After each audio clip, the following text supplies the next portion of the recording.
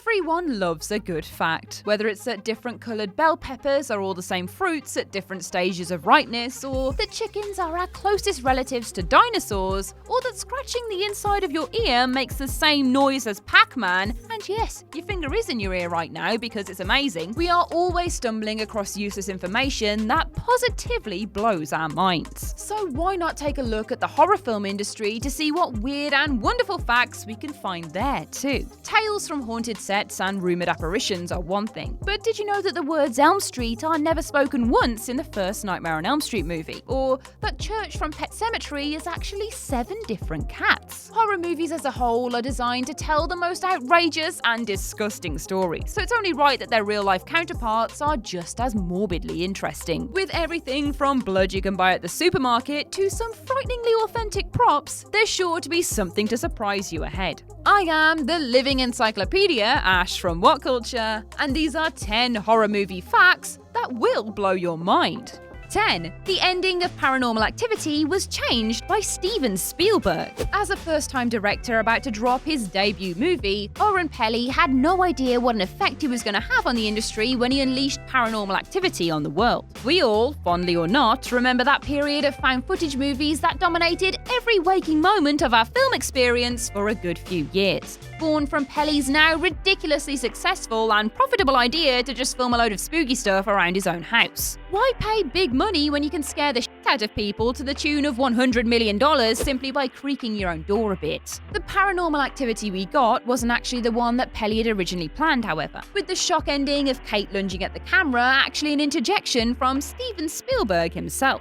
After cutting a deal with the production companies, Spielberg suggested an alteration from Peli's version where Kate got shot to appeal to a wider audience. Peli went with it, but has openly stated how much he prefers his original version ever since. 9. Poltergeist used real skeletons because they're cheaper. Remember that scene in Poltergeist where Mother Diane is thrown into a half-constructed swimming pool populated with mud, skeletons, and supernatural coffins? We all do, since it is seared into our memories along with that clown doll with an affinity for strangling children.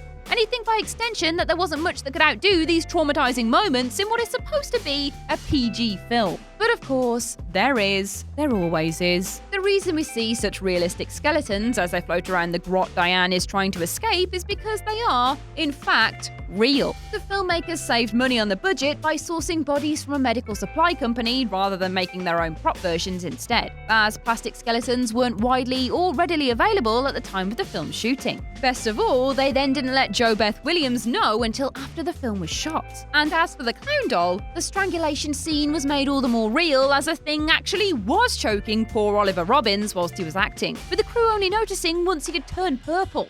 8.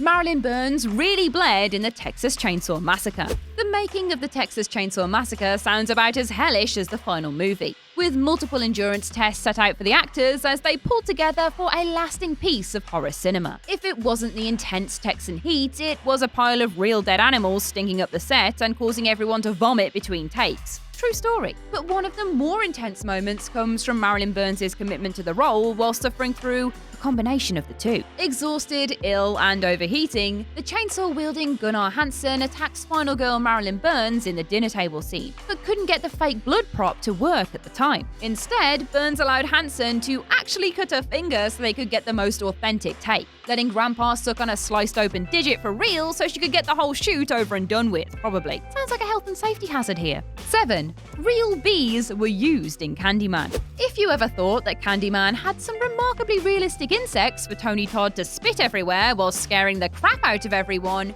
you wouldn't be too far off the mark. The man really put the bee in believable by wielding a mouthful of real-life bees whilst bringing his eminently creepy urban legend to life, committing to his character's gimmick without even a sniff of CGI. That meant the only thing stopping him from getting a lungful of stingers was one thin mouthguard and some telepathic bee magic to keep them all calm, allowing the little guys to crawl all over his face in the name of making horror movie history. Apparently, the crew wanted them to look as realistic as possible with the least likelihood of hurting Todd, so opted for newborn bees which look fully grown but don't have as strong of a sting should they get riled up by, being held captive in someone's mouth for extended periods of time. But I hope he laid off the honey nut cornflakes on this one. 6.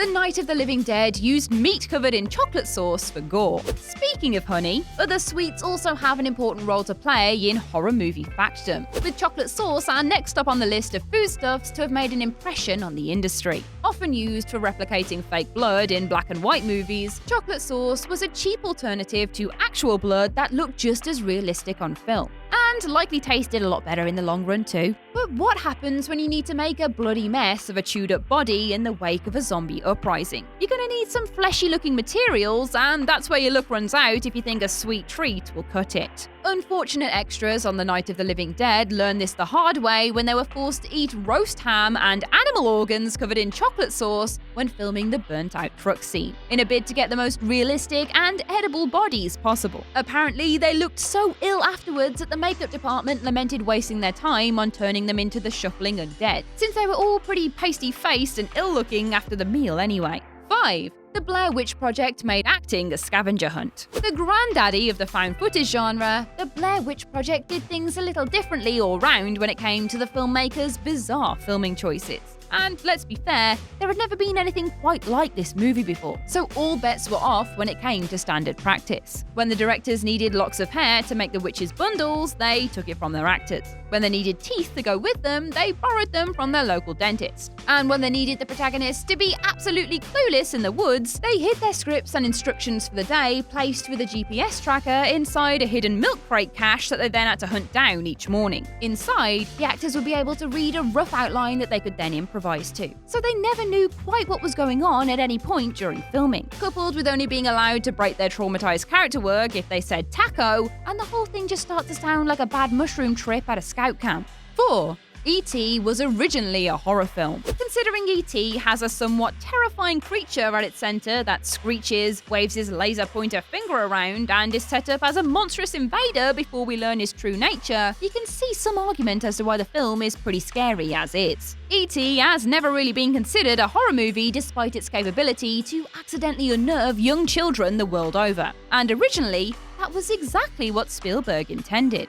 After Close Encounters of the Third Kind, Studio Universal were keen to get a spooky follow-up movie on the cards from the director, pushing for an extraterrestrial-flavored horror story that was born as an original draft titled Night Skies. This had character work by the legendary horror SFX artist Rick Baker, and a race of aliens that could kill people all with one touch of their long, bony fingers. Sound familiar? Spielberg had a change of heart as he neared pre-production, however, instead wanting to focus on the relationship between the main character and one friendly alien dubbed Buddy that helped save the family in the script. Screenwriter Melissa Matheson then gave the film a much more friendly spin that appealed directly to Spielberg's childlike wonder, and left him incapable of wanting to film anything else. Instead, Night Skies aliens were altered to be ghosts, and Poltergeist was born in its place.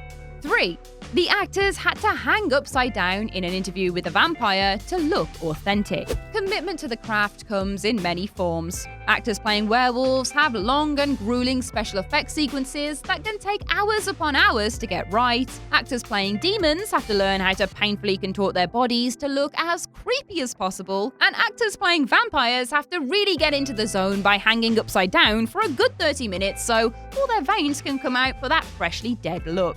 Well, maybe that last one is a little bit more specific. Makeup artists for an interview with a vampire wanted to capture the thin, translucent veins that the book characters were described as having. So in order to get the best placement for them, they routinely hung the actors up so all the blood would rush to their heads and pop those bad boys out. They would then trace over the visible blood vessels, thankfully, so they didn't need to keep swinging Brad Pitt around throughout the rest of filming for the day. It is a small thing, but knowing all the veins in the movie are anatomically correct is a nice little touch. 2. The craft consulted with real-life witches. One film that should be on everyone's watch list, regardless of age, gender, or religion, is The Craft. A celebration of teenage girls practicing witchcraft that slowly learn the corruption of power as they plague their high school with incantations and spells. For something so neatly tied in with Wicca, it seems only fair that they went straight to the source for getting the most realistic take possible on their characters' witchy endeavors. Hiring consultant Pat Devin, aka the High Priestess of the Covenant of the Goddess, one of the biggest and oldest Wiccan organizations in America, to ensure that everything was on the mark.